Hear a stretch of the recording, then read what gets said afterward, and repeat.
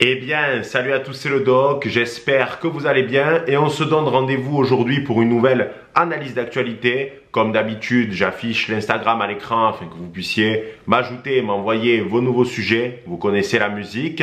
Cette semaine, je ne vais pas parler d'une actualité propre en particulier, puisque je vais surtout analyser le succès d'un compte Instagram et TikTok qui a particulièrement attiré mon attention. Alors là, tu dois te dire, le Doc, pourquoi tu parles de TikTok? C'est l'application du démon, des rétro-satanas. Car vous allez voir qu'il y a des choses très intéressantes sur TikTok. Et c'est le cas de Conan Doyle, qu'il ne faut pas confondre avec Conan Doyle, l'auteur des Sherlock Holmes. Conan, c'est un jeune Irlandais qui a 24 ans et qui vit à Belfast. C'est un parajuriste et il a créé son compte TikTok il y a de cela maintenant un an et demi. Au début, Conan, il avait pour objectif de faire partager sa passion pour la marque Ralph Lauren, car il a certaines pièces assez iconiques et assez rares, et il avait envie de les partager en vidéo. Jusque-là, rien d'extraordinaire. Mais Conan, il a très vite explosé, car il a bénéficié d'un contexte bien particulier, celui de la mode du retour du old money. Le old money, qu'est-ce que c'est? C'est tout simplement le style vestimentaire prépi, classe, des pulls, des chemises, des pantalons en velours et des vestes barbour. En somme, on pourrait définir le old money pour les hommes avec les pièces que j'ai mentionnées juste avant. Le old money, il a opéré un retour à la fois dans les pays scandinaves et dans certains pays anglo-saxons. Et ce qui est particulièrement intéressant, c'est que c'est un style vestimentaire qui se place complètement en contradiction et en opposition même face au streetwear. Je crois fondamentalement que les vêtements des individus dans une société déterminée montrent l'idéologie dominante qu'il y a à l'intérieur de cette dernière. C'est-à-dire qu'aujourd'hui en Occident, la plupart des jeunes entre 15 voire même jusqu'à 35 ans portent des tenues propres au streetwear. Cela s'explique également par le fait qu'aujourd'hui, dans la plupart des canaux de diffusion, il y a une omniprésence du style urbain par le biais de la culture rap ou même la mise en avant de la malbouffe, bref, tout ce qui concerne la culture de rue urbaine citadine. De ce fait, il est toujours intéressant de comprendre pourquoi il y a à un moment donné une mode qui va commencer à voir le jour et qui se place en opposition face à une autre. Je crois que c'est possiblement dû au fait que certains individus ne se sentent absolument pas concernés par la culture urbaine et le streetwear et par conséquent, ils essayent de s'approprier un style qui est le prépi dans ce cas-là. Et Conan a surfé sur la vague puisqu'il a gagné de nombreux abonnés grâce à cette mode-là. D'ailleurs, Conan a même eu une influence sur Ralph Lauren puisqu'il a remis au goût du jour certaines pièces qui étaient abandonnées par la marque depuis plusieurs décennies et bizarrement, Ralph Lauren a de nouveau sorti certaines pièces bien particulières, ce qui montre bien que Conan a eu une influence ou alors peut-être que c'est seulement dû au hasard, comme dirait l'autre. Mais ici, il n'est pas question de vêtements puisque Conan a très vite diversifié ses vidéos et il en a réalisé une série où il se met en scène avec beaucoup d'humour et Conan adopte dans ces vidéos-là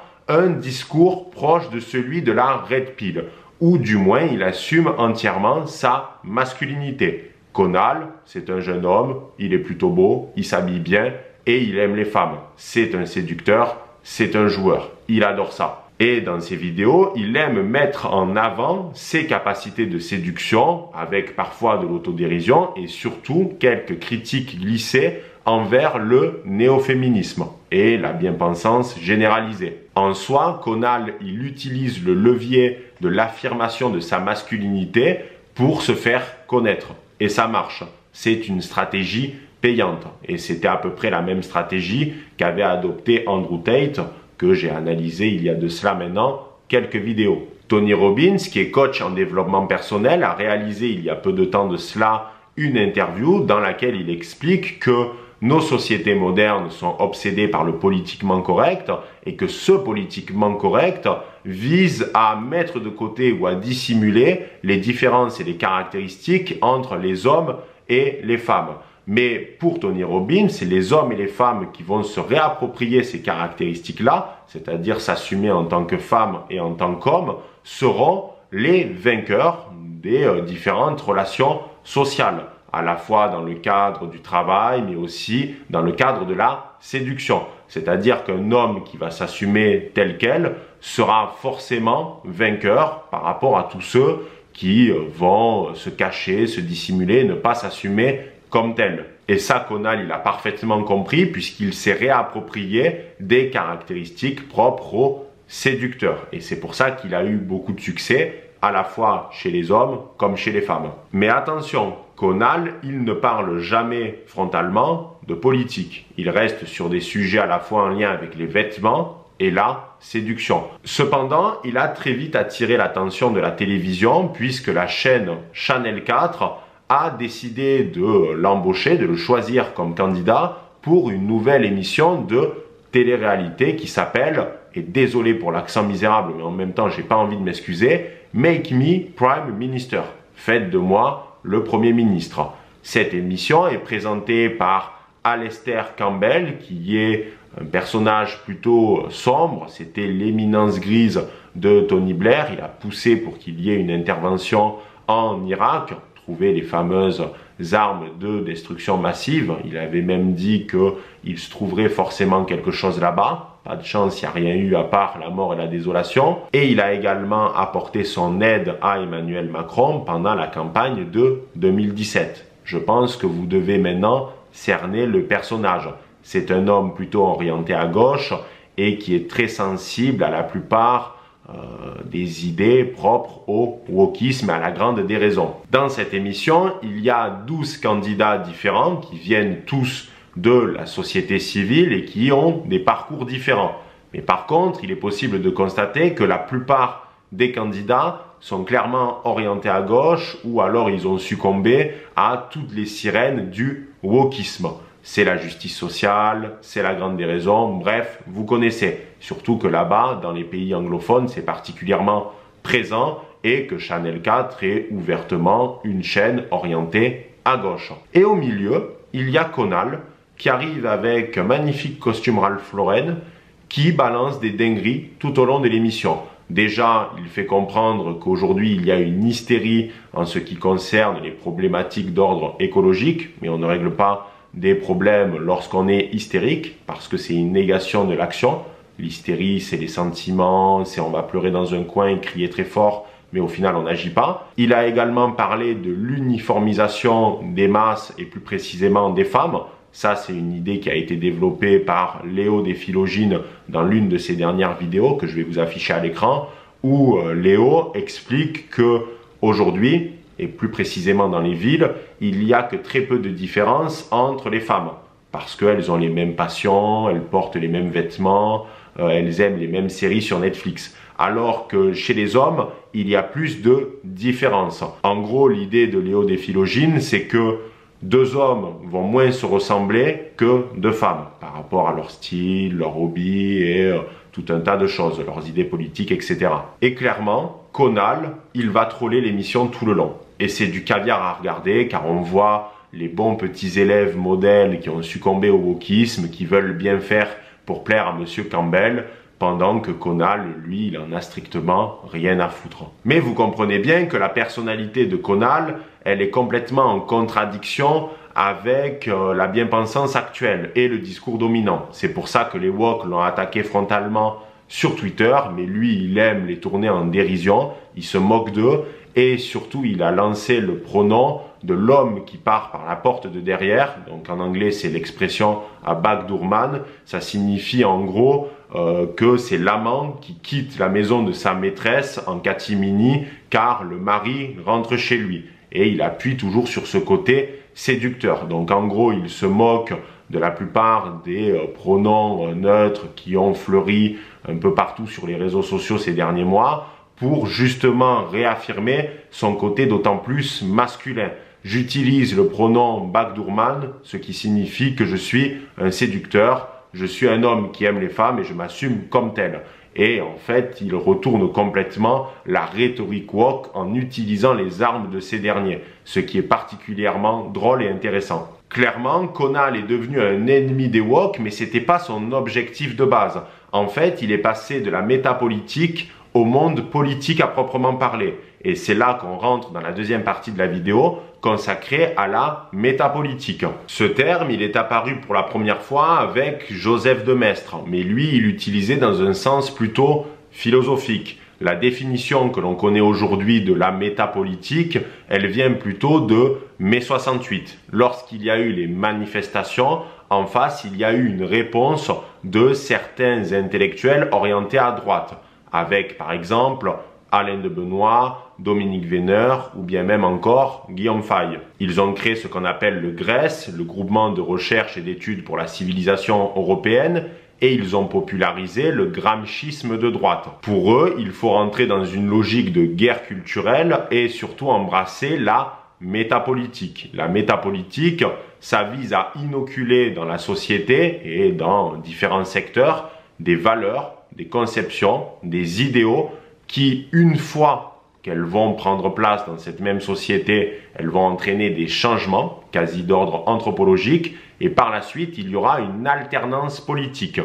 En gros, l'idée est très simple, on va inoculer dans la société des idées orientées à droite, aussi bien dans le cinéma que dans la mode, que dans la musique, que dans les expressions, afin un jour de remporter les élections. En somme, c'est clairement de la subversion idéologique. Le but, c'est de gagner politiquement, mais pour gagner politiquement, il ne faut pas directement et frontalement parler de politique, mais plutôt disséminer un petit peu partout dans la société des idéaux, des valeurs en lien avec une idéologie déterminée. Et d'ailleurs, on le retrouve même dans l'étymologie du terme. Méta, c'est au-dessus, c'est aller au-delà de la politique. Cette vision de la métapolitique, ça vient de la nouvelle droite, et d'ailleurs, la plupart de ces intellectuels qui venaient du Grèce n'aimaient pas que la plupart des médias utilisent le terme de nouvelle droite parce que pour eux, c'était une volonté de les placer sur un échiquier politique alors qu'ils se voulaient au-delà des conceptions de droite et de gauche,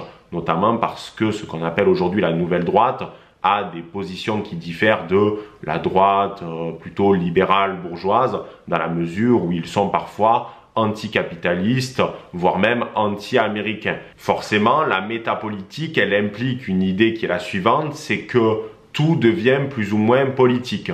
Et Julian Freud disait que quand le politique était partout, cela signifiait qu'il était nulle part à la fois. Et je suis assez d'accord avec cette idée. Ces dernières semaines, ou même ces derniers mois, il y a eu une multiplication dans la sphère médiatique de tout un tas de sujets qui ont été politisés et qui montrent une forme d'hystérisation de la vie politique, notamment incarnée par Sandrine Rousseau. C'est par exemple les débats qui entourent le barbecue. Est-ce que le fait de manger un barbecue, ça fait de vous quelqu'un qui est viriliste, voire machiste? Vu que la politique est partout, elle est maintenant nulle part, puisque les sujets les plus importants sont occultés au profit de débats stériles qui sont souvent lancés par les personnages les plus extrêmes et les plus extravagants de la vie politique française. Le problème, c'est qu'aujourd'hui, ils font la une et ils nourrissent les débats quasiment quotidiennement. Et pendant ce temps-là, on ne débat plus des vrais problèmes, des véritables préoccupations. C'est le souci avec le métapolitique, c'est que à force d'utiliser cette arme-là, qui est aussi bien utilisée à droite comme à gauche, on finit par tout politiser, ce qui devient particulièrement agaçant, pénible et surtout particulièrement stérile. C'est-à-dire que clairement, aujourd'hui, on est dans un paradigme qui est le suivant, même si vous n'êtes pas engagé à proprement parler politiquement, si vous n'êtes pas dans un parti ni rien, peu importe, parce que votre mode de vie va être scruté, va être suranalysé, et à partir de ce moment-là, on pourra dire si vous êtes de droite ou de gauche. On va vouloir vous placer dans une case. Tout est devenu politique. Le moindre mouvement, la moindre prise de décision, le moindre constat va être interprété par les gens autour de vous comme étant politique. Et c'est le cas aussi avec Conal, car avant même qu'il participe à l'émission, le fait que les producteurs l'aient approché, c'est lié à l'idée que ce qu'il faisait de base, notamment la présentation des vêtements et son discours de séducteur était en soi politisé. Ça ne voulait pas dire que Conal avait des idées politiques qui étaient cachées dans ce qu'il faisait. Peut-être qu'il faisait ça vraiment sans calcul politique derrière, mais ça a été interprété comme étant politisé par les gens autour de lui, et notamment ceux qui l'ont recruté pour cette émission-là. Conal, il a montré certains attributs qui ont été perçus comme des faisceaux d'indices pouvant le placer sur l'échiquier à droite. Peut-être que c'est le cas, peut-être pas, mais toujours est-il, c'est qu'il a un discours qui est devenu aujourd'hui anti-woke. Il a été obligé de sortir du bois parce que les gens sont venus le chercher. Et c'est ça qui est très intéressant, c'est qu'aujourd'hui, vu qu'on est complètement dans cette logique de tout est politique et surtout du métapolitique, on ne peut plus se cacher. Parce que maintenant, vous allez être considéré comme viriliste parce que vous allez faire un barbecue ou ce genre de conneries. Alors bien sûr, il y a une minorité de personnes en France qui pensent que si vous faites un barbecue, vous êtes viriliste. En gros, ce sont les électeurs de Sandrine Rousseau et d'Aymeric Caron. Mais attention, il faut comprendre qu'avec l'amplification médiatique, ça devient de véritables sujets. Et les gens, ensuite, dans l'inconscient collectif, vont avoir leur propre avis. Au moment où je tourne cette vidéo, il y a d'ailleurs un site qui fait beaucoup parler de lui, car il suffit de se connecter, de taper n'importe quel mot, et ça vous dit si ce mot est orienté plutôt à droite ou à gauche. C'est vous dire tellement il y a une volonté aujourd'hui de tout politiser et de mettre n'importe qui dans tel ou tel camp. Pour ce qui est de Conal, c'est que sans le vouloir, même s'il n'avait pas d'idée politique de base et qu'il n'avait pas de volonté de faire de la politique, il a été placé artificiellement dans un camp et aujourd'hui il a été plus ou moins obligé de sortir du bois et de montrer qu'il était contre le wokisme puisqu'il s'amuse à les tourner en dérision et ça par contre ça vaut son pesant de cacahuètes. Ce qui est intéressant dans le cadre de Conal, c'est de voir comment il a utilisé l'humour pour tourner en dérision les woke. Et vous allez voir que dans les mois et les semaines à venir, je vais moi-même beaucoup plus utiliser cette tactique et m'inspirer de ce baron qu'est Conal. Et cette omniprésence du politique, elle va même jusque dans les relations de couple, puisqu'il n'est pas rare que parfois je puisse recevoir des messages de barons de la communauté qui me parlent d'une fille pour qui ils ont des sentiments, mais qui sont embêtés car elle est de gauche et ils ne savent pas s'ils peuvent construire quelque chose avec elle. Il faut savoir aussi parfois abandonner l'idéologie. Et ça, c'est l'une des règles de Jordan Peterson dans la deuxième partie de 12 règles pour une vie. Alors oui, en fonction de vos idéologies, vous allez avoir des modes de vie extrêmement différents.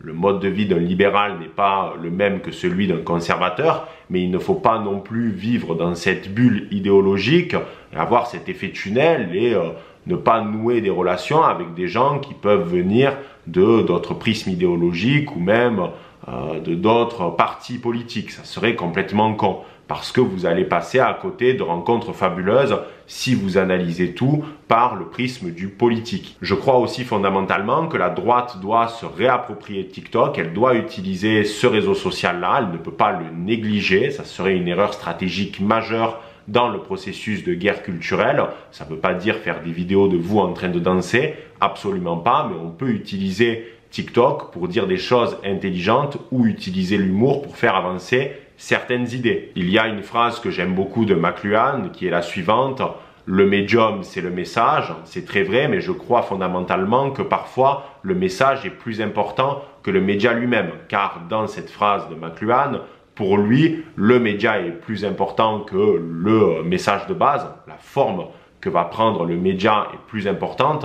Moi, je crois que c'est aujourd'hui l'inverse. C'est le message qui doit primer sur la forme. C'est le fond qui doit primer. Et c'est ce que doit faire la droite en utilisant TikTok pour faire du contenu de qualité, idéologique ou non, mais qui du moins va participer à ce processus de guerre culturelle. Voilà les barons, j'espère que cette vidéo vous aura plu. N'hésitez pas à aimer, commenter et à partager. Et on se dit à très vite pour une prochaine vidéo. C'était le Doc. Ciao les barons.